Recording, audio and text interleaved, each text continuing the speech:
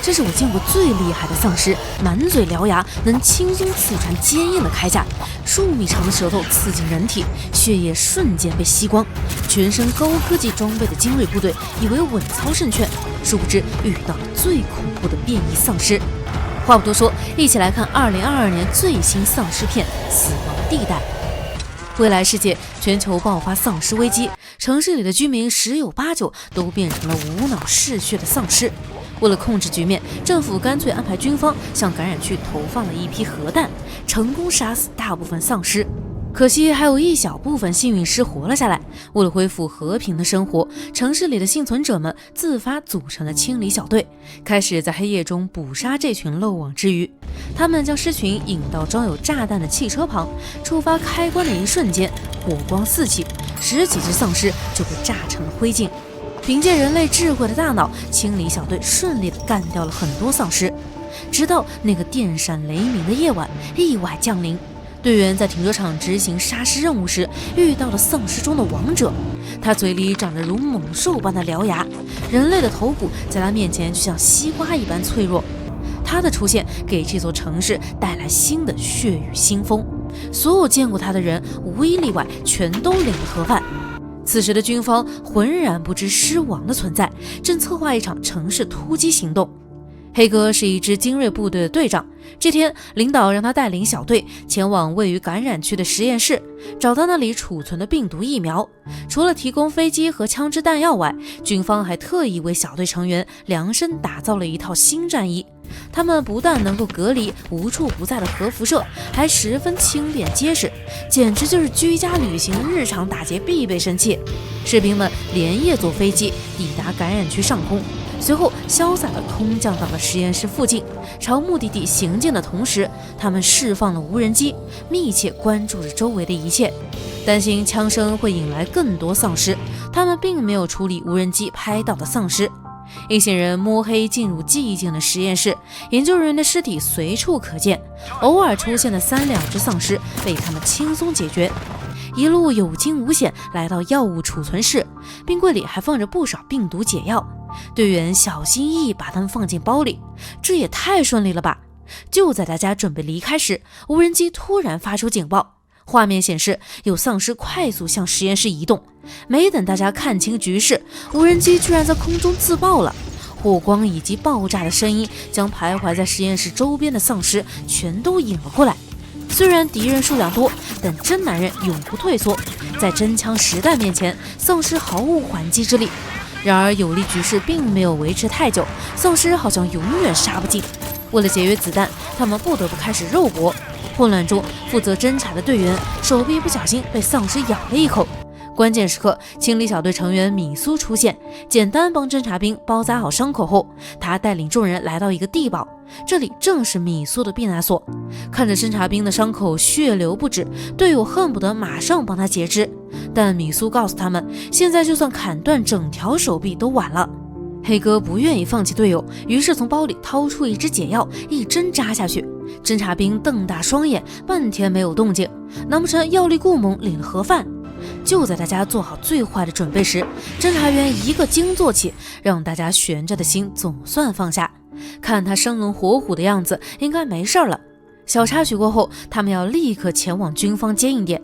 为了将危险最小化，他们需要在最短的时间里以最安全的方式抵达。米苏对感染区的路线很熟悉，他主动提出给大家当向导。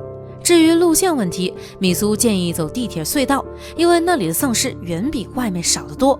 前往地铁口的过程还算顺利，安全起见，黑哥先让大胡子队员在门口放哨，其他人则进入隧道查看。正如米苏所说，这里几乎没什么丧尸，可是错综复杂的路线显然已经超出他们的认知，即便是米苏也不敢保证一定不会迷路。权衡利弊之后，黑哥还是放弃了走隧道的想法。然而没等大家撤离，独自站岗的大胡子队员就出了事，他似乎遇到了什么恐怖的东西。还没向黑哥汇报完情况，对讲机里便传来他的惨叫声。等大家找过来，大胡子已经不见了，只剩一副空头盔在地上。直觉告诉黑哥，大胡子肯定出事了。黑哥让大家不要轻举妄动，并让米苏戴上大胡子的头盔做好防护。他们试图联系总部寻求支援，然而地铁周边信号太差，根本联系不上，必须找到一处高地重新尝试。幸运的是，不远处有一座铁塔，黑哥如法炮制清理小队的方法，利用爆炸将途中的丧尸引开。黑哥、苏拉和另一位队员负责在塔下防守，侦察兵则带着一位同伴爬上高塔。功夫不负有心人，他们终于成功和总部通话。高见不过3秒，通讯器中突然传来一阵刺耳的声音，吵得侦察兵头都要裂开了。好在刺耳声很快消失不见，侦察兵刚缓过来，同伴却被身后的东西死死抓住。几乎在开枪的同时，侦察兵被那个东西从高塔上推了下来，要不是有战衣护体，恐怕要摔成一滩肉泥。得知情况后，黑哥让大家去塔上救人，然而已经晚了，塔顶什么都没留下，同伴早就被尸王拖走。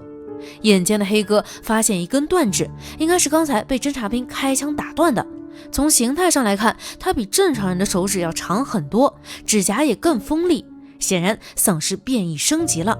更恐怖的是，尸王似乎拥有了再生能力，丢失的手指很快长了出来。意识到敌人的强大后，黑哥推测同伴已经丧生，敌暗我明，当务之急还是快点离开。米苏在停车场发现清理小队队友的尸体，在他身上找到一把车库钥匙。坐车的话，不仅更快，也更安全。不过行动必须要快，否则引擎声会引来丧尸。谁知计划赶不上变化，车居然是坏的。计划落空，接下来更是出现了意想不到的一幕。看似安全的车库，实则暗藏危机。一只丧尸倒挂在天花板上，根本没人注意到，他直接跳到汽车上，疯狂踩踏。听到枪声后，迅速消失在了黑暗中。这一波操作不仅没能杀死丧尸，反而引来更多。没办法，只能硬刚。可是谁能想到，几10米高都摔不烂的战衣，居然这么不抗咬。没过多久，黑哥便被咬伤了。他赶紧给自己打了一针解药，药效也是出奇的棒。满血复活的黑哥抡起大铁锤，3两下解决了剩下的丧尸。危机完全解除了吗？不可能，因为最厉害的尸王还在这里。他不仅战力高，还有着超高的智商。他遇到落单的队员时，他会主动出击，一旦被他长长的舌头刺穿身体，身上的血液都要被吸干。除此之外，当尸王感知到危险时，还会释放出一种超强音波，听到的人也头疼欲裂，根本无法再和他对抗。根据地上的血迹，侦察兵一路搜寻尸王的下落，伴随短暂的音波干扰，尸王在他身后出现，绝对的力量悬殊让侦察兵毫无反击的机会。等米苏和黑哥找过来时，侦察兵的大腿血流如注，这种情况根本无法站立。侦察兵不想拖队友的后腿，让黑哥和米苏赶紧离开。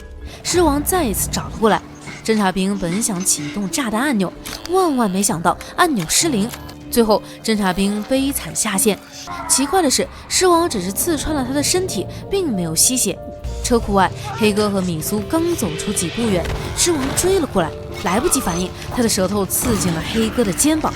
千钧一发之际，米苏朝着尸王猛开几枪，总算把他赶跑。事后，黑哥有了一个重大发现：尸王之所以没有吸食他和侦察兵的血，是因为两人都曾注射过丧尸解药，也就是说，解药或许可以用来对抗尸王。想到这儿，一个大胆的想法在黑哥脑海中闪过。他将血液洒在地上，闻到血腥味的尸王果然现身。提前做好准备的黑哥连忙发动炮火攻击，打得尸王晕头转向。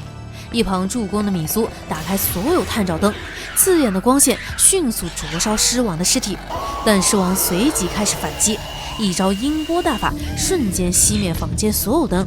黑暗下的尸王力量加倍，黑哥难以招架，倒在地上。米苏不停子弹输出，可惜没用，尸王单手将他举高高，眼看舌头就要刺进身体，黑哥强撑着站了起来。尽管被尸王的舌头抓住，但还是找到机会将丧尸解药打进他的身体。见证奇迹的时刻到了，尸王瞬间失去战斗力，躺在地上痛苦挣扎。见状，黑哥和米苏离开车库，随后引爆炸弹，将尸王原地火葬。两人从天黑一直走到天亮，终于在救援飞机降落时赶到军方接应点。作为一部2022年的丧尸片，总体观感差强人意，全程都是黑乎乎的场景，就连人大部分时间也都是带着装备的。升级版丧尸的技能简直开挂，只可惜最后下线的太过于随意。好了，今天的故事就到这里就结束了，喜欢的宝子们可以去看看原片，最后不要忘记3连支持一下哦。